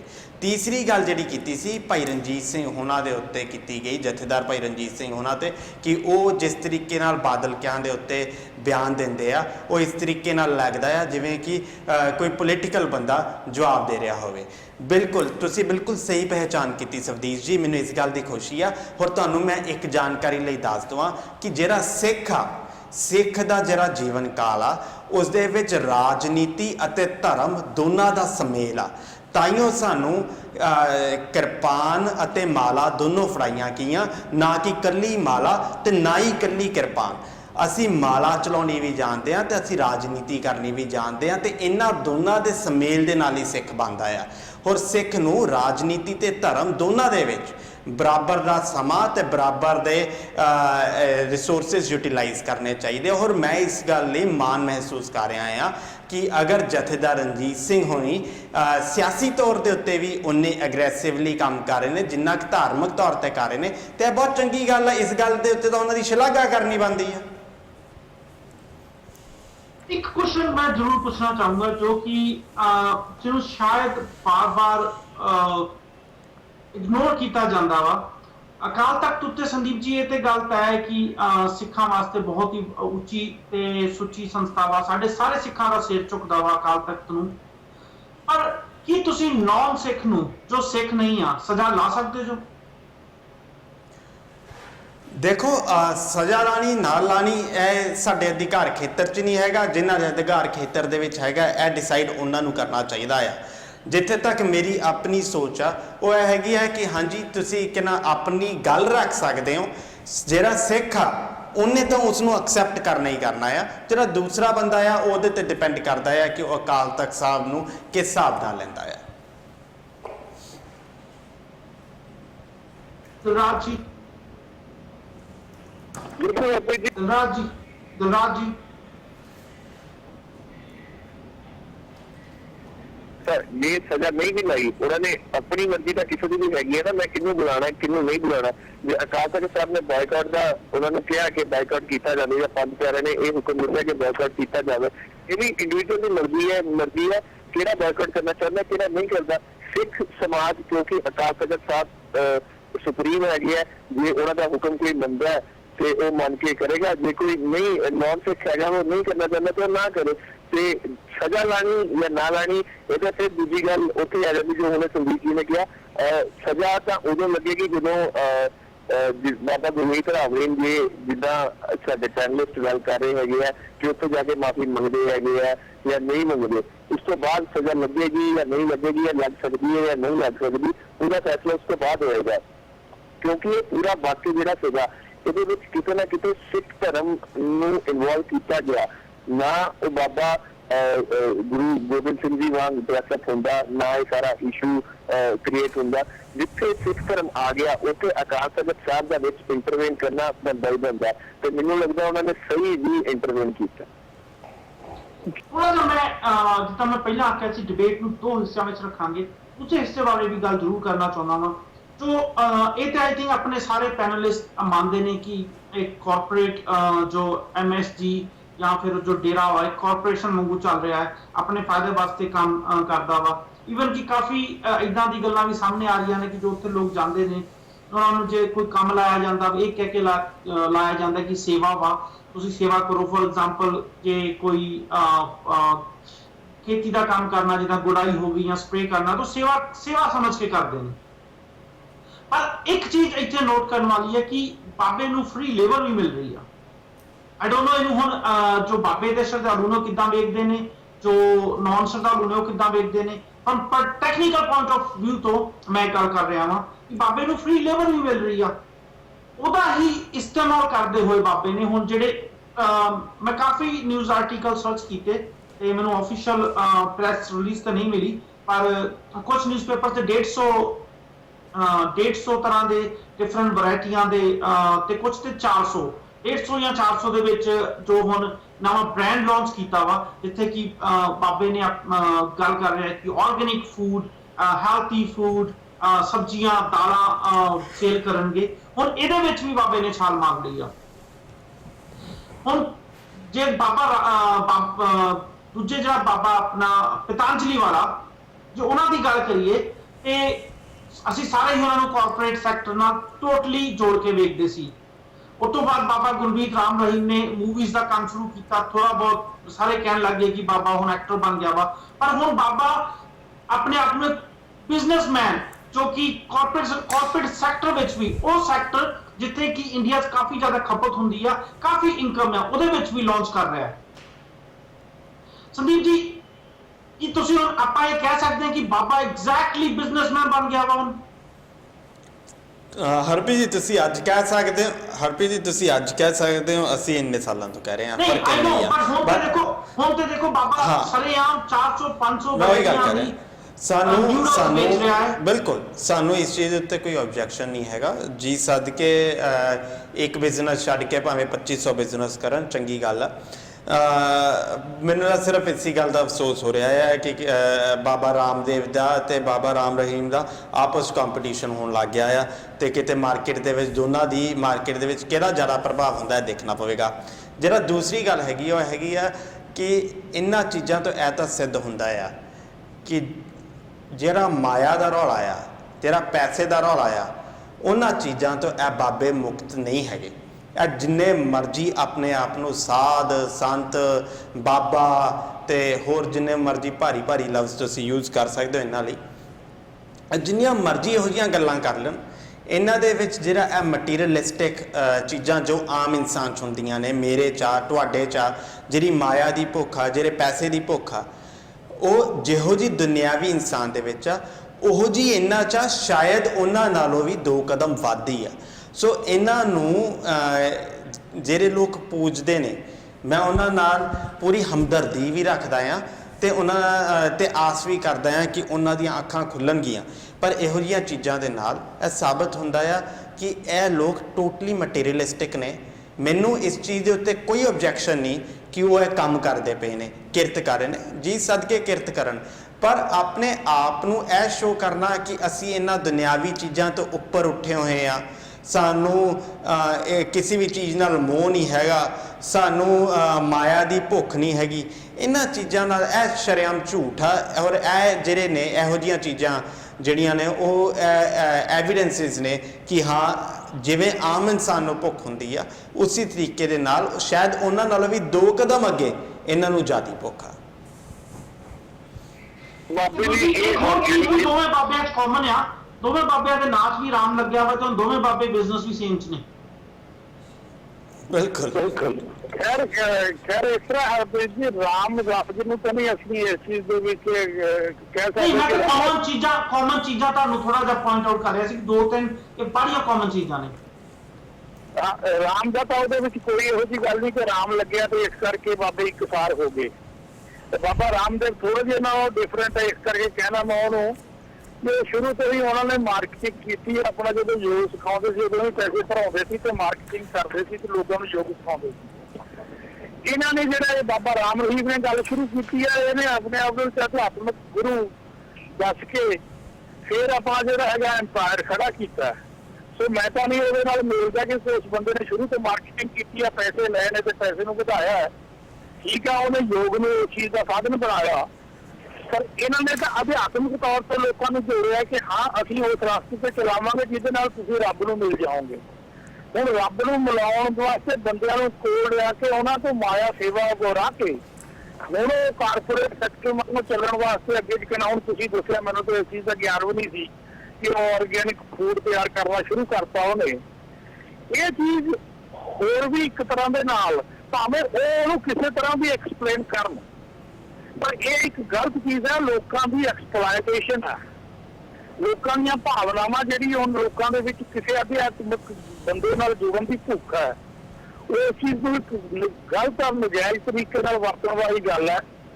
ਇਹ ਚੀਜ਼ ਦਾ ਇੱਕ ਜ਼ਰੂਰ ਹੈਗਾ ਕਿ ਕੁਝ ਸਮੇਂ ਦੇ ਵਿੱਚ ਉਹ ਵੀ ਐਕਸਪੋਜ਼ ਜ਼ਰੂਰ ਹੋ ਜਾਊਗਾ। ਕੁਝ ਜੇ ਸਾਰੇ ਬੰਦੇ ਨਹੀਂ ਤਾਂ ਕੁਝ ਉਹਦੇ ਪੈਰੋਕਾਰਾਂ ਵਿੱਚ ਵੀ ਬਹੁਤ ਬੰਦੇ ਹੋਣਗੇ ਜਿਹੜੇ ਚੀਜ਼ ਸਮਝਣ ਲੱਗ ਜਾਣਗੇ ਕਿ ਜਿਹੜੀ ਸਾਡੀ ਸ਼ਰਧਾ ਸੀ ਉਹਨੂੰ ਕਿਸ ਤਰ੍ਹਾਂ ਵਰਤਿਆ ਜਾ ਰਿਹਾ।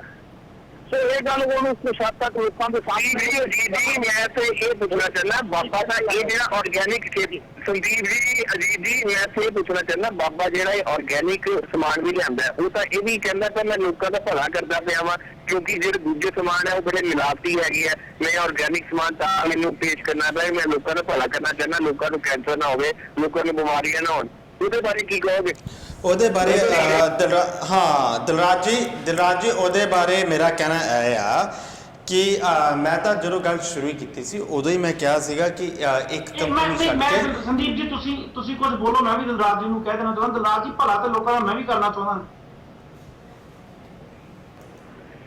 ਭਲਾ ਤੁਸੀਂ ਕਰਨਾ ਚਾਹੁੰਦੇ ਮੈਂ ਵੀ ਬਿਲਕੁਲ ਹਰ ਕੋਈ ਭਲਾ ਜੇ ਤੁਸੀਂ ਤੇ ਫਿਰ ਤੁਸੀਂ ਕਹਿਣਾ ਕੀ ਚਾਹੁੰਦੇ ਜੋ ਬਾਬਾ ਤੇ ਸਾਨੂੰ ਸਾਰਿਆਂ ਨੂੰ ਪ੍ਰੋਬਲਮ ਕਾਹਦੀ ਹੈ ਤੇ ਬਜਾਏ ਕਿ ਗੱਲ ਪਾਗਲ ਬਣਾ ਕੇ ਲੋਕਾਂ ਦੇ ਪੈਸੇ ਉਹਦੇ ਪੀਡੀ ਮੈਂ ਇਹ ਕਹਿਣਾ ਚਾਹ ਰਿਹਾ ਬਜਾਏ ਕਿ ਬਾਬੇ ਕਿ ਲੋਕਾਂ ਨੂੰ ਪਾਗਲ ਬਣਾ ਕੇ ਲੋਕਾਂ ਤੋਂ ਪੈਸੇ ਲੈਣ ਉਹਦੇ ਨਾਲ ਚੰਗਾ ਤਾਂ ਇਹ ਹੈ ਕਿ ਲੋਕਾਂ ਨੂੰ ਕੋਈ ਚੰਗੀ ਚੀਜ਼ ਦੇ ਕੇ ਪੈਸੇ ਲੈਣ ਐਮਐਸਜੀ ਵੀ ਚੰਗੀ ਚੀਜ਼ ਸੀ ਇਸ ਗੱਲ ਤੇ ਕਹਿੰਦੇ ਉਹ ਜਿੰਨਾ ਉਹਨੇ ਅੰਪਾਇਰ ਖੜਾ ਕੀਤਾ ਜਿੰਨਾ ਉਹਨੇ ਕਰੋੜਾਂ ਅਰਬਾਂ ਪੈਸਾ ਖੜਾ ਕੀਤਾ ਇਹ ਇੱਕ ਚਿਨਾਤਮਕ ਗੱਲਾਂ ਹੁੰਦੀਆਂ ਨੇ ਸਿੰਬੋਲਿਕ ਖੜੀਆਂ ਕਰਦੇ ਨੇ ਕਿ ਅਸੀਂ ਆਹ ਕਰ ਰਹੇ ਹਾਂ ਉਹ ਕਰ ਰਹੇ ਹਾਂ ਤੁਸੀਂ ਦੇਖੋ ਜਦੋਂ ਉਹਨਾਂ ਨੇ ਪੈਸਾ ਲੋਕਾਂ ਕੋਲ ਇਕੱਠਾ ਕੀਤਾ ਤਾਂ ਕਿੰਨੇ ਪਰਸੈਂਟ ਮੇਰਾ ਸਿੰਪਲ ਜਿਹਾ ਸਵਾਲ ਹੈ ਮੇਰਾ ਸਿੰਪਲ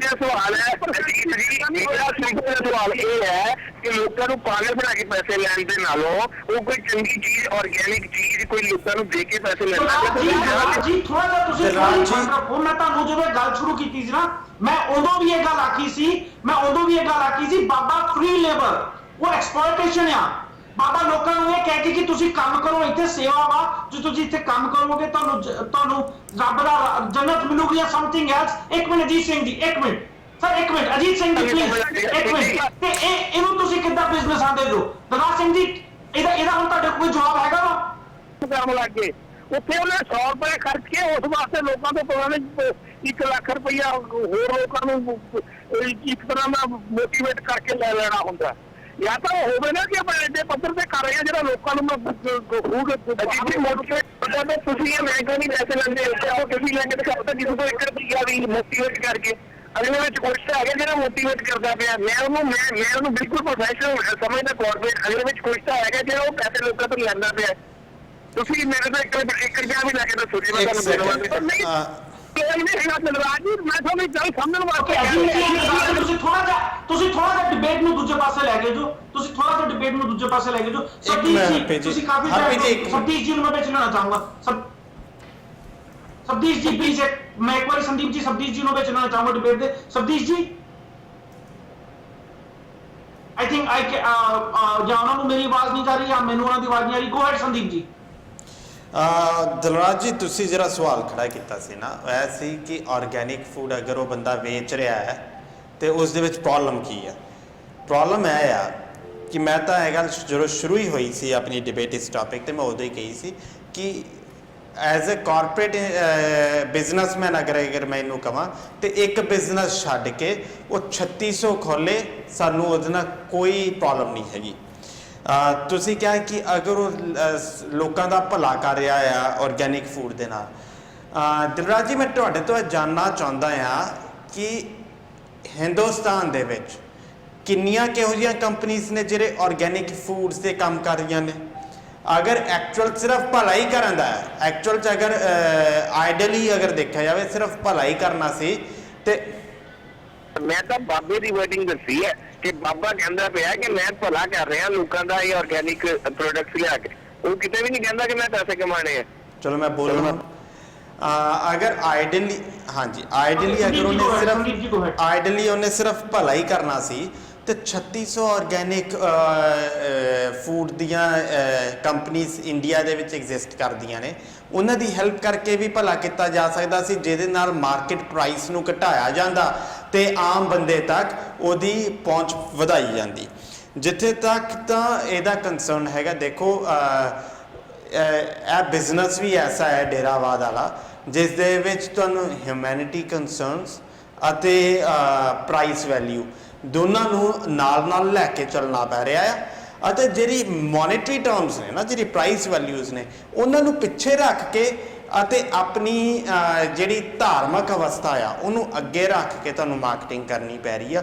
ਇਹ ਸਿਰਫ ਇੱਕ ਪਰਦਾ ਆ ਜਿਹੜਾ ਬਾਬਾ ਦਾ ਫੇਸ ਆ, ਉਹ ਇਹ ਪ੍ਰੈਜ਼ੈਂਟ ਕਰਨ ਦੀ ਕੋਸ਼ਿਸ਼ ਹੈ ਕਿ ਅਸੀਂ ਹਿਊਮੈਨਿਟੇਰੀਅਨ ਤੌਰ ਦੇ ਉੱਤੇ ਜਾਂ ਲੋਕਾਂ ਦੀ ਮਦਦ ਕਰਨ ਵਾਸਤੇ ਇਹ ਕੰਮ ਕਰ ਰਹੇ ਹੈਗੇ ਆ। ਪਿੱਛੇ ਜਿਹੜਾ ਆ ਉਹ ਮਸ਼ੀਨ ਆ ਕਿ ਉਹ ਪੈਸੇ ਕਿਵੇਂ ਡਾਲਰ ਜਾਂ ਪੈਸੇ ਇਕੱਠੇ ਕਿਵੇਂ ਕਰਨੇ ਹੈਗੇ ਆ।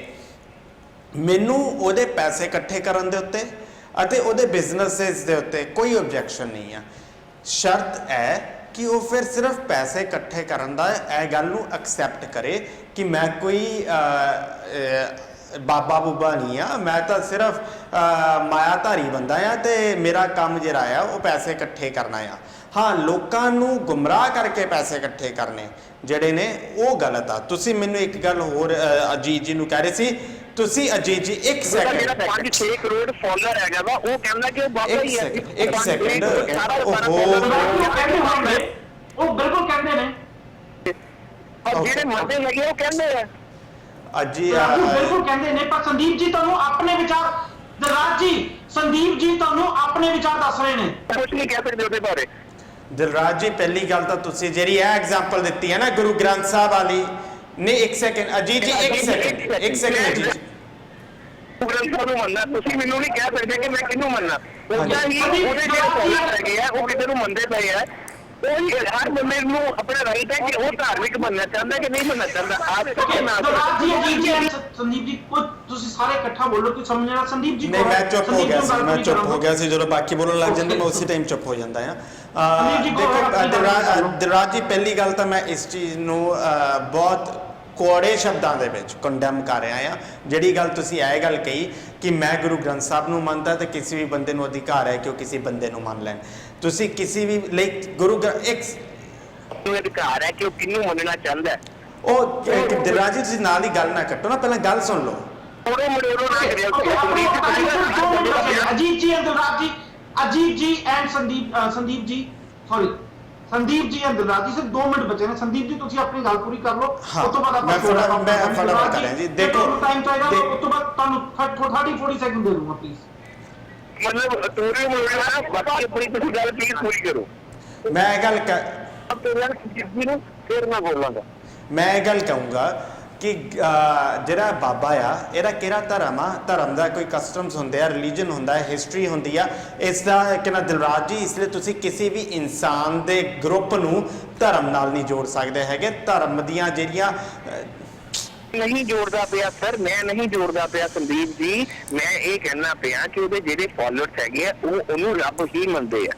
ਤੁਸੀਂ ਮੈਂ ਕਹਿ ਰਿਹਾ ਕਿ ਉਹ ਜੋ ਮਰਜ਼ੀ ਪਿਆ ਉਹ ਜੋ ਮਰਜ਼ੀ ਮੰਨਣ, ਪਰ ਉਹ ਧਰਮ ਤਾਂ ਨਹੀਂ ਨਾ। ਸੰਦੀਪ ਜੀ ਵੀ ਆਪਣੀ ਗੱਲ ਹੀ ਕਰਦੇ ਪਏ ਨਾ। ਹਾਂ, ਉਹ ਧਰਮ ਤਾਂ ਨਹੀਂ ਨਾ। ਸੋ ਤਾਂ ਕਰਕੇ ਪਹਿਲੀ ਗੱਲ ਹੈ, ਸੋ ਜਦੋਂ ਵੀ ਆਪਾਂ ਐਗਜ਼ਾਮਪਲ ਦੇਣੀ ਹੋਵੇ ਥੋੜਾ ਜਿਹਾ ਦੇਖ ਕੇ ਕਰਨੀ ਚਾਹੀਦੀ ਹੈ ਗੱਲ। ਦੂਸਰੀ ਗੱਲ ਕਿ ਅਗਰ ਉਹਨੂੰ ਜਿਹੜੀ ਗੱਲ ਚੱਲ ਰਹੀ ਸੀਗੀ ਕਿ ਉਹਨਾਂ ਨੇ ਲੋਕਾਂ ਦਾ ਭਲਾ ਕਰਨਾ ਆ, ਜਿਸ ਬੰਦੇ ਦੇ ਹੱਥ ਖੂਨ ਨਾਲ ਰੰਗੇ ਹੋਏ ਹੋਣ, ਜਿਨ੍ਹਾਂ ਦੇ ਉੱਤੇ ਰੇਪ ਦੇ ਇੱਕ ਚਾਰਜਿਸ ਹੋਣ, ਜਿਨ੍ਹਾਂ ਨੂੰ ਕਈ ਇਨਸਾਨਾਂ ਨੂੰ ਨਪੁੰਸਕ ਬਣਾਉਣ ਤੱਕ ਦੀਆਂ ਗੱਲਾਂ ਆਈਆਂ ਹੋਣ, ਉਸ ਬੰਦੇ ਤੋਂ ਕੀ ਭਲੇ ਦੀ ਆਸ ਕਰਨੀ। ਪਰ ਚਲੋ ਕੁਝ ਸਮੇਂ ਲਈ ਅਗਰ ਮੈਂ ਉਹ ਗੱਲ ਨੂੰ ਭੁੱਲ ਵੀ ਜਾਵਾਂ, ਮੇਨ ਗੱਲ ਇਹ ਆ ਕਿ ਇਹਨਾਂ ਐਕਟੀਵਿਟੀਜ਼ ਤੋਂ ਜੋ ਇਹਨਾਂ ਨੇ ਇਹ ਐਕਟੀਵਿਟੀ ਕੀਤੀ ਆ, ਉਸ ਤੋਂ ਇੱਕ ਗੱਲ ਦੀ ਮੈਨੂੰ ਖੁਸ਼ੀ ਆ ਕਿ ਇਹ ਚੀਜ਼ ਤਾਂ ਸਿੱਧ ਹੁੰਦੀ ਆ ਕਿ ਉਹ ਇੱਕ ਆਮ ਇਨਸਾਨ ਆ ਜਿਹੋ ਜਿਹੇ ਬਾਕੀ ਇਨਸਾਨ ਹੁੰਦੇ ਆ। ਹੁਣ ਦਿਲਰਾਜ ਜੀ ਹੁਣੀ ਕਹਿੰਦੇ ਸੀ ਕਿ ਪਿੱਛੇ ਕਿਵੇਂ ਲਾ ਲੈਂਦੇ ਆ। ਦੇਖੋ ਸਿੰਪਲ ਜੀ ਗੱਲ ਆ, ਤੁਸੀਂ ਚੰਗੀ ਮਾਰਕੀਟਿੰਗ ਕਰਨ ਵਾਲਾ ਕੋਈ ਵੀ ਬੰਦਾ ਦੇਖੋ, ਅਸੀਂ ਰੋਜ਼ ਅਖਬਾਰਾਂ 'ਚ ਪੜ੍ਹਦੇ ਹਾਂ ਕਿ ਇਸ ਬੰਦੇ ਨੂੰ ਇੰਨੇ ਠੱਗ ਲਿਆ, ਇਸ ਬੰਦੇ ਨੂੰ ਇੰਨੇ ਠੱਗ ਲਿਆ। ਹੁਣ ਉਹ ਜਿਹੜਾ ਬੰਦੇ ਨੇ ਠੱਗਿਆ ਆ ਉਹਦੇ ਸਕਿੱਲਸ ਨੇ ਕਿ ਉਹਨੇ ਦੂਜੇ ਬੰਦੇ ਨੂੰ ਠੱਗਿਆ ਆ।